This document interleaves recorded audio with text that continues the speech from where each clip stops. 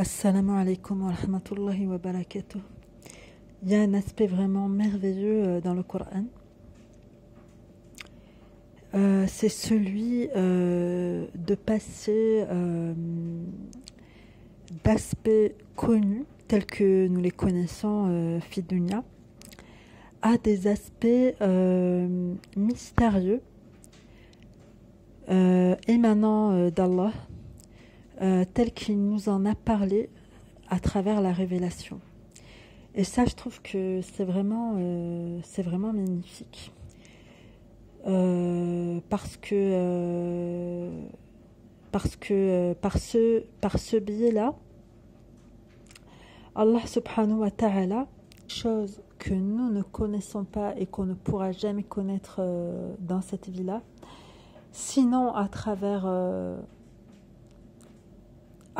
le peu qu'il nous en est dit. Donc en fait, ça nous force à une certaine ouverture au mystère et ça nous force à une certaine humilité. Donc en fait, on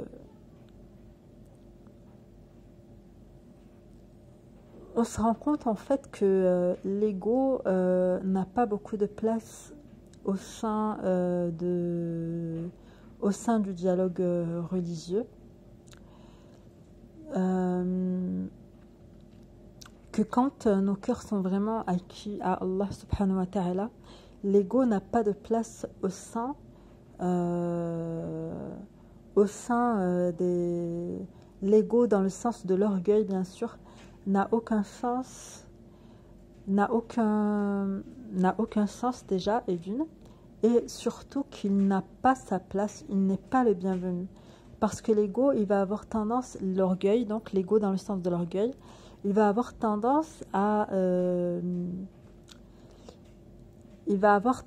revendiquer des savoirs, etc.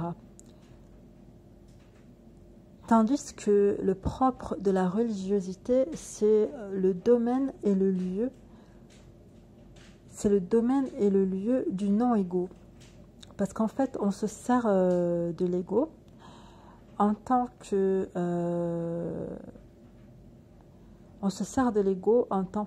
moyen de servir Allah, mais surtout pas en tant que fin en soi. Et le fait que Allah subhanahu wa ta'ala adresse à cet ego des paroles que l'ego n'est pas en mesure de classifier ou d'identifier comme des choses sur lesquelles il a une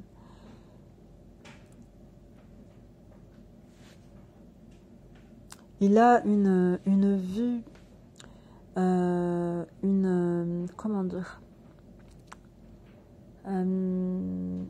parce qu'Allah subhanahu wa ta'ala donc nous parle de certaines choses assez intangibles pour nous, donc les mystères de l'invisible, les mystères de l'inconnaissable.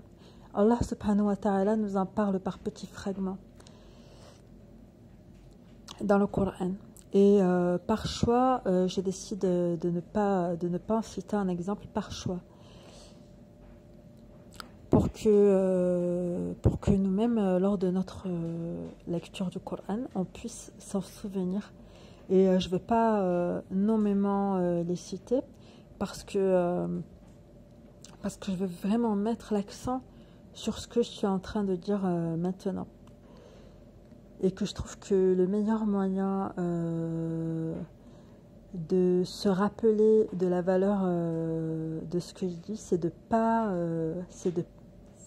pas donner davantage de noms que la notion que j'essaye d'expliciter moi-même en ce moment. Et donc en fait Allah subhanahu wa ta'ala nous parle de choses sur lesquelles on n'a pas de vue, qu'on ne peut pas saisir avec notre intelligence, qu'on ne peut pas comprendre avec notre intelligence, qu'on ne peut pas saisir avec le regard, qu'on ne peut pas saisir avec l'ouïe, qu'on ne peut pas appréhender en fait. Et le fait qu'Allah subhanahu wa ta'ala nous en ait parlé, et le fait qu'il les ait nommés, qu'il les ait évoqués, et qu'il nous exhorte à réciter sa parole contenant ces termes donc qui nomment quelque chose dont on n'a pas connaissance, c'est quelque chose de vraiment extraordinaire. Et pour moi, c'est une des plus grandes ouvertures d'esprit. Subhanallah, walhamdulillah, parce que l'un des plus grands méfaits de l'esprit humain, c'est qu'il puisse s'imaginer qu'il sait, qu'il contrôle et qu'il a du pouvoir et qu'il a le pouvoir. Et c'est paradoxal parce que autant l'esprit humain peut rechercher ce pouvoir, mais autant il peut en rêver, il peut en fantasmer, il peut le rechercher à tout prix. Et autant ce pouvoir en lui-même, c'est le problème de l'homme. C'est le problème de l'homme. Le bonheur, il n'est pas dans le pouvoir, il n'est pas avec le pouvoir. Le bonheur, il est dans le lâcher-prise et dans le fait de s'abandonner à Allah et de nous remettre aux mains de son pouvoir, de son omnipotence. C'est lui qui nous a donné la vie, c'est lui qui nous a donné nos possibilités, nos potentialités, c'est lui qui est omnipotent. Et c'est de lui qu'on dépend.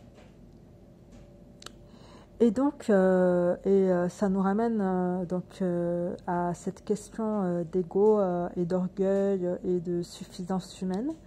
Le fait qu'Allah subhanahu wa ta'ala nous parle de termes intangibles, de notions intangibles pour nous, c'est quelque chose d'énorme. Alhamdulillah. C'est une ouverture, c'est une soupape à nos égos. Ça nous permet en fait de nous soustraire au fantasme et à la chimère, mais aussi à la prison de la volonté de tout savoir, de tout contrôler et de tout connaître. Parce que le bonheur ne se trouve pas dans notre pouvoir et dans notre contrôle, mais il se trouve dans le fait de s'abandonner à Allah subhanahu wa ta'ala. Et alhamdulillah, et encore une fois alhamdulillah, et encore une fois alhamdulillah, Allah subhanahu wa ta'ala nous rappelle à sa grandeur, nous rappelle à son mystère. Et il nous a parlé à travers des notions qu'il est le seul à connaître. Il nous les a évoquées pour qu'on n'oublie pas sa grandeur et qu'on n'oublie pas son omnipotence, qu'on n'oublie pas le devenir, vers lui et les devenirs. Et ça, c'est magnifique. Voilà, donc voilà, c'était tout ce que je voulais vous dire. Et je vous dis Assalamu alaikum wa rahmatullahi wa barakatuh. Wassalamu wa salatu ala rasulillah.